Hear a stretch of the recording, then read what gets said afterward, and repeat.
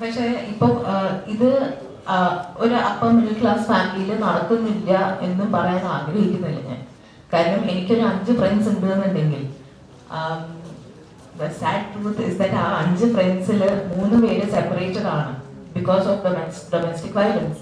And ആ 3 friends എൻ്റെ ഇതേ ഏജ് ഗ്രൂപ്പിൽ എനിക്ക് കിട്ടിയ പഠിത്തം, എനിക്ക് കിട്ടിയ എക്സ്പോഷർ, എനിക്ക് കിട്ടിയ എക്സ്പീരിയൻസസ്, എന്തെങ്കിലും ലോകവിവരം, അതൊക്കെ ഉള്ള 3 പേരാണ്.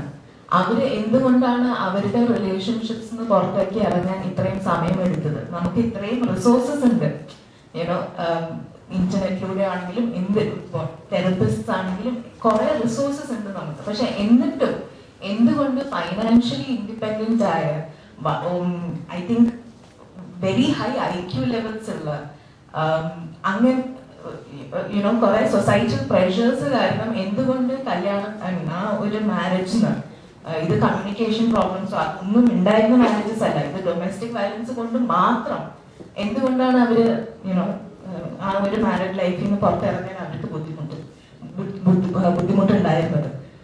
സോ ഇപ്പൊ ഇതൊക്കെ അങ്ങനത്തെ ഈ ഒരു അപ്പർ മിഡിൽ ക്ലാസ് ലൈഫിൽ ഉണ്ടാവില്ല എന്ന് പറയുന്നതിൽ ഞാൻ യോജിക്കുന്നില്ല. ഞാൻ ഫസ്റ്റ് ഹാൻഡ് കണ്ട ചില കാര്യങ്ങളാണ്. അവിടെ വേറൊരു ചോദ്യം ചോദിക്കാൻ പറയുന്നത് ഡൊമസ്റ്റിക് വയലൻസ് ഫേസ് ചെയ്യുന്നവർക്കെതിരെ കേസുകൾ അപ്പോഴും നടക്കുന്ന സൊസൈറ്റിയിൽ വേറൊരു ഭാഗമുണ്ട്. പുരുഷന്മാർ ഇതേപോലെ ഫേസ് ചെയ്യുന്ന ഒരുപാട് ചാൻസസ് ഉണ്ട്. ഒരു സ്ത്രീ പറയുമ്പോൾ കേൾക്കുന്ന ലോയും അല്ലെങ്കിൽ നാട്ടുകാർ കേൾക്കുന്നുണ്ടെങ്കിൽ ഒരു പുരുഷൻ പറയുമ്പോൾ അവരിത് ചുമ്മാ പറയുന്ന അവരുടെ കേസ് ഒരുപാട് പേര് അങ്ങനെ ഫേസ് ചെയ്യുന്ന പോലും ഒരു സ്ത്രീയെ ഫേസ് ചെയ്യുന്ന ഒരു പോലീസിൽ അവിടുത്തെ ഒരു സ്ത്രീ എന്ന നിലയിൽ സപ്പോർട്ട് ചെയ്യുമ്പോൾ അവരെല്ലാം സപ്പോർട്ട് ചെയ്യുന്നത്. പക്ഷെ ഒരു പുരുഷൻ ഫേസ് ചെയ്യുമ്പോൾ പറഞ്ഞ ഒരു സപ്പോർട്ട് ഉണ്ടാവില്ല. ഇതെന്താന്ന് അറിയോ, ഇത്രയും കൊല്ലം ഇങ്ങനെ സപ്രസ്ഡ് ആയി ഇരിക്കുന്ന ഒരു സെക്സ് ആണ് സ്ത്രീകൾ എന്ന് പറയുന്നത്. അപ്പം അവർക്ക് ഇപ്പോ ഒരു വോയിസ് എങ്ങനെയോ we have found the voice, അത് സംസാരിക്കുന്നുണ്ട്, അതിനെ കുറിച്ച് പക്ഷെ യു ആർ വെരി റൈറ്റ്. ഇത് ആണാണോ പെണ്ണാണോ അതല്ല, violence is violence, there is no doubt about it. അത് ശരിയല്ല, അത് ഓക്കെ അല്ല. To whichever sex this is happening, it is wrong. അപ്പൊ ഈ സിനിമയിൽ ഇത് പറയുന്നു. ആൻഡ് ഐ ഫീൽ ലൈക്ക് ഇത്രയും സപ്രസ്ഡ് ആയിട്ടുള്ള ഒരു ഭയങ്കര സപ്രസ്ഡ് ആയിട്ടുള്ള ഒരു സെക്സ് ആയിരുന്നു ആണല്ലോ. അപ്പൊ അവരുടെ ഒരു കഥ പറയണം. So violence is violence. ഇപ്പൊ പറഞ്ഞ പോയിന്റ് ഞാൻ യോജിക്കുന്നുണ്ട്. ഈ സിനിമയിൽ ഇങ്ങനെയാണ് പറയുന്നത്. സോഷ്യൽ മീഡിയയിൽ നമ്മൾ കാണുന്നുണ്ട് ഇത്, ചില കമന്റ്സിൽ കാണുന്നത് ഞാൻ എന്റെ ഭാര്യയെ കൊണ്ട് ഈ സിനിമ കാണിക്കില്ല, അല്ലെങ്കിൽ അങ്ങനത്തെ കമന്റ്സ് കണ്ടിട്ടില്ല. പ്രൊമോഷന്റെ ഭാഗമായിട്ട് ഞാൻ കണ്ടിട്ടുണ്ട്. പ്രൊമോഷന്റെ ഭാഗമായിട്ടുള്ളത് കണ്ടിട്ടുണ്ട്, ഇതിൽ വന്നിട്ടുണ്ട്. പക്ഷെ ചില ഇതില് നമ്മളോട് തന്നെ നേരിട്ട് പറയുന്നുണ്ട് ശരിയൊക്കെ, പക്ഷെ ഞാൻ എന്റെ ഭാര്യയെ കാണിക്കില്ല കേട്ടോ എന്ന് നമ്മുടെ തന്നെ വന്നിട്ട് സുഹൃത്തുക്കൾ സംസാരം വലിയ പറഞ്ഞിട്ടുമുണ്ട്. അപ്പൊ എന്താണ് നിങ്ങൾക്ക് ഇതിനോട് പറയാനുള്ളത്? നമ്മളുടെ ഈ വിഷയം സംസാരിക്കുന്നതും ഇതുപോലുള്ള സെൻസിറ്റീവ് ആയിട്ട് ചേച്ചി, അതൊക്കെ വളരെ പഴഞ്ചനായിട്ടുള്ള തോട്ട്സ് ആണ്. അതൊക്കെ മാറേണ്ട സമയം കഴിഞ്ഞു. അത് മെയിലേക്ക് ഒഫൻഡ് ആവുന്നുള്ള പേടിയായിരിക്കും ബേസിക്കലി. ഇതൊക്കെ എനിക്ക് I don't even want to comment on it. കാരണം ഇതൊക്കെ ഇപ്പോഴും ഉണ്ടോ എന്നുള്ളത് it's very surprising to me. അപ്പോ ഇങ്ങനത്തെ കാര്യങ്ങളൊക്കെ ഐ ഫീൽ ലൈക്ക് അതിന് ഫ്യൂവൽ ചെയ്യാതിരിക്കാം, അത്രേ ഉള്ളൂ. ഇപ്പൊ സ്ത്രീകൾക്ക് സിനിമ കാണണമെന്നുണ്ടെങ്കിൽ പോയി കാണാം.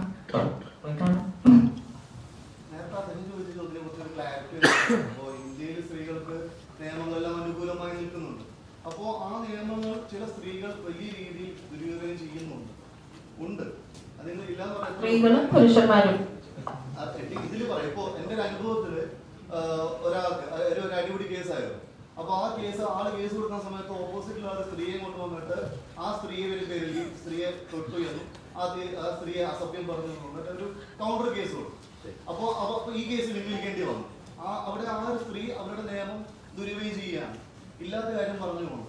അപ്പൊ നേരത്തെ അദ്ദേഹം ചോദിച്ചത് ഇങ്ങനെയുള്ള കാര്യങ്ങൾ നിങ്ങൾ സിനിമയിലൂടെ എന്താ പറയുക നമ്മുടെ സമൂഹത്തിൽ നിന്ന് ഉത്ബോധിപ്പിക്കാൻ പറ്റുമെന്നാണ്. ചോദ്യം മനസ്സിലായി.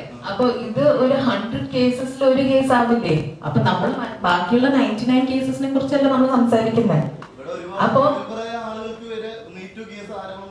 അയ്യോ, അത് ശരിയാണ്, അതൊക്കെ തെറ്റാണ് പറയുള്ളൂ. ഇത് ക്ലാരിറ്റി ഇല്ലാതെ, വാലിഡിറ്റി ഇല്ലാതെ എന്തെങ്കിലും ഒരു കേസ് ആരെങ്കിലും മെയിൽ ആണെങ്കിലും ഫീമെയിൽ ആണെങ്കിലും പറഞ്ഞിട്ടുണ്ടെന്നുണ്ടെങ്കിൽ അത് തെറ്റ് തന്നെയാണ്. ഒരു സ്ത്രീ മറ്റേ ആളെ എഫ്ഐആർ ഫയൽ ചെയ്ത് 14 ദിവസം റിമാൻഡ് ചെയ്യും.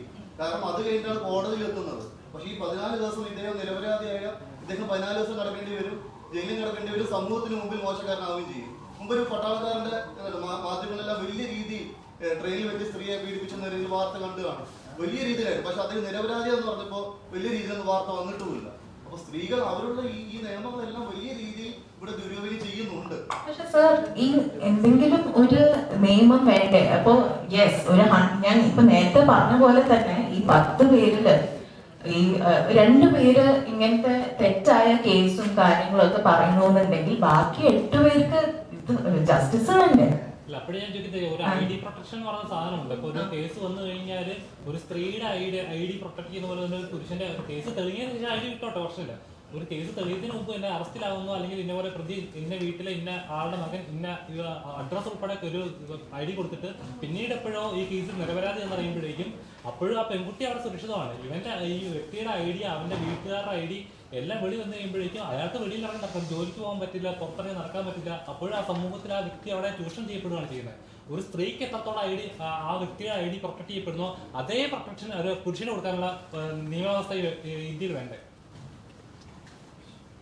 ഒരു കേസ് തെളിഞ്ഞതിന് ശേഷം ഒരു ഇന്ററാക്ഷനുള്ള വേണ്ടി ഞാൻ ഇടപെട്ട് പറയാം. സത്യത്തിൽ എന്തൊക്കെ ഇത്രയോ സ്ട്രോങ് ആയിട്ടുള്ള നിയമം ഉണ്ടായിട്ടും ഇവിടെ സ്ത്രീകളല്ലേ കൂടുതൽ പീഡിപ്പിക്കപ്പെടുന്നത്, കൂടുതൽ സ്ത്രീകളല്ലേ ഉപദ്രവിക്കപ്പെടുന്നത്. എന്നിട്ട് ഈ പുരുഷന്മാർ പേടിക്കുന്നൊന്നുമില്ല. ആൻസർ പറയട്ടെ ഇവിടെ.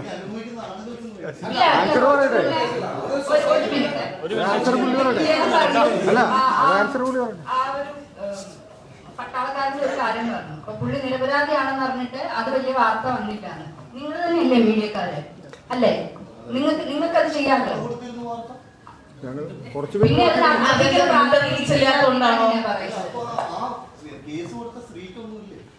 കേസ് കൊടുത്ത എന്തെങ്കിലും ഉണ്ടാണെങ്കിൽ ആ പുള്ളി ചിലപ്പോൾ കംപ്ലൈന്റ് കൊടുത്തിട്ടുണ്ടെങ്കിൽ ഉണ്ടായേക്കാം. അതും റിപ്പോർട്ട് ചെയ്യേണ്ടത് നിങ്ങളാണ് മീഡിയക്കാർ.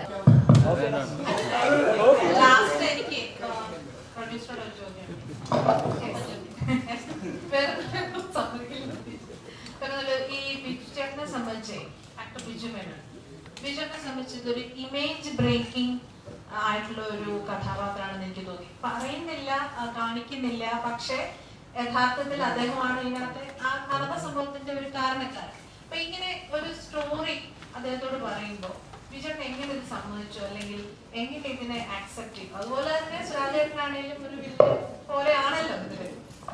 ആ ഒരു ഇതുകൊണ്ടൊന്നും അതിന്റെ അതെ, അത് വളരെ ഇമ്പോർട്ടന്റ് ആയിട്ടുള്ള ഒരു ക്വസ്റ്റ്യൻ ആണ്. ബിജുവേട്ടനാണെങ്കിലും സുരാജേട്ടനാണെങ്കിലും ഇതൊരു ടഫസ്റ്റ് ആയിട്ടൊരു ഡിസിഷൻ ആണ്. ആ ഒരു കോൺസെപ്റ്റ് നോക്കുമ്പോൾ ബിജുവേട്ടനോട് അനൂപാണ് സ്റ്റോറി സ്ക്രിപ്റ്റ് ആദ്യം സ്ക്രിപ്റ്റ് ഞങ്ങൾ കേട്ടു, സംസാരിച്ചു. അപ്പം ആ സ്ക്രിപ്റ്റ് ഭയങ്കരമായിട്ട് ഇഷ്ടപ്പെട്ടു. എസ്പെഷ്യലി ആസ് എ വുമൺ എന്നുള്ള നിലയിൽ എനിക്കത് ഭയങ്കരമായിട്ട് ഇഷ്ടപ്പെട്ടു. സ്ക്രിപ്റ്റ് നല്ല തമാശകളും അതുപോലെ തന്നെ ഒരു നല്ല സോഷ്യൽ മെസ്സേജും ഫീൽ ചെയ്തു. സോ അതിനുശേഷം അനൂപ് ബിജുവേട്ടനോട് അത് ഡിസ്കസ് ചെയ്യാനായിട്ട് പോയി. ബിജുവേട്ടൻ അത് ഡിസ്കസ് ചെയ്ത് ഫസ്റ്റ് ഇമ്മീഡിയറ്റ് അവിടെ നിന്ന് ഡിസ്കഷൻ കഴിഞ്ഞ് പോകുന്ന പകുതി എത്തിയപ്പോൾ തന്നെ അദ്ദേഹം അതിനെ അക്സെപ്റ്റ് ചെയ്തു. അപ്പം എന്തായിരിക്കും എന്ന് ചോദിച്ചാൽ അറിയില്ല. അതിന്റെ ഈ സോഷ്യൽ കോണ്ടന്റ് തന്നെ ആയിരിക്കാം. പിന്നെ സുരാജേട്ടനോട് സ്ക്രിപ്റ്റ് ഡിസ്കസ് ചെയ്തു, അദ്ദേഹവും അതിനെ അതുപോലെ തന്നെ അക്സെപ്റ്റ് ചെയ്തു. മൈറ്റ് ഒരു സോഷ്യൽ റെലവന്റ് ടോപ്പിക് അവർ ആഗ്രഹിക്കുന്നുണ്ടായിരിക്കാം.